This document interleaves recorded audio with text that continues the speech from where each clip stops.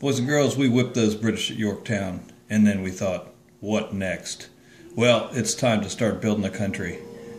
We tend to think everything like that comes easily to us because we won the revolution and we're a democracy, but we found out it ain't easy. This is hard work, join or die, and some of us were not too cooperative. So the question is, what do we do now?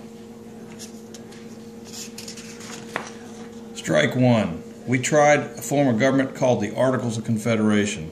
There was no president. G-Dubs was back at Mount Vernon, working the land, riding his horse, pretending like he was done. There were no taxes. There was no court system. The government, under the Articles of Confederation, had very little power. And most of all, it had no money. Ruh-roh. 13 separate states acting like 13 separate nations. The disunited states is what Europe called us. So then what happens? The states started acting like they were in charge of their own affairs. They had their own money systems. They had their own trade laws. They didn't like each other. They tried to make life difficult for each other. They taxed each other when they crossed each other's boundaries to conduct trade. The U.S. government was weak, shocking as that is to imagine. It had very little power. But wait a second. It did a few things right.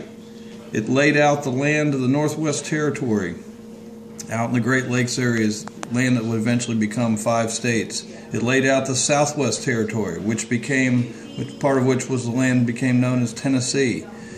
In the Northwest Territory, there was no slavery the first time the U.S. government passed a law about that. They set aside land for public schools, and they divided the land into townships. Not all was lost. Set the bar for statehood at 60,000. But the wheels were gradually coming off. This country was falling apart just 5 or 6 years after independence was won. The wheels that came flying off once and for all happened up in Massachusetts in an event called Shays' Rebellion.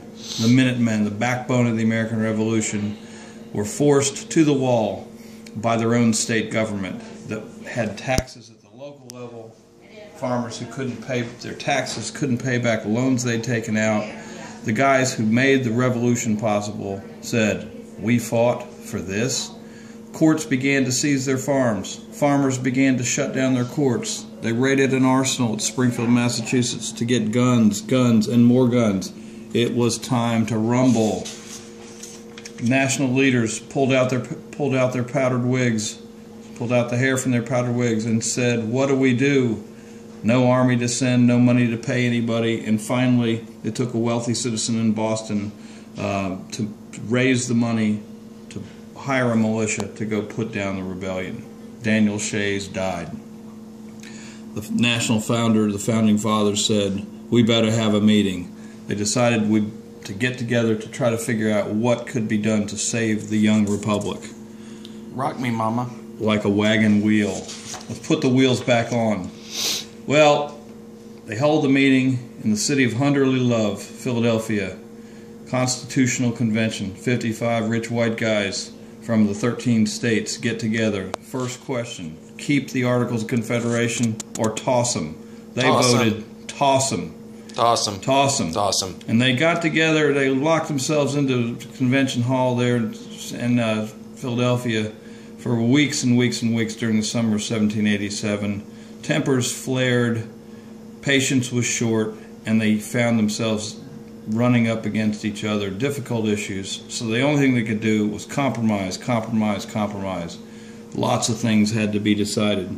But here's the most important stuff. 20 seconds. 3 branches of government, more powers, checks and balances, separation of powers.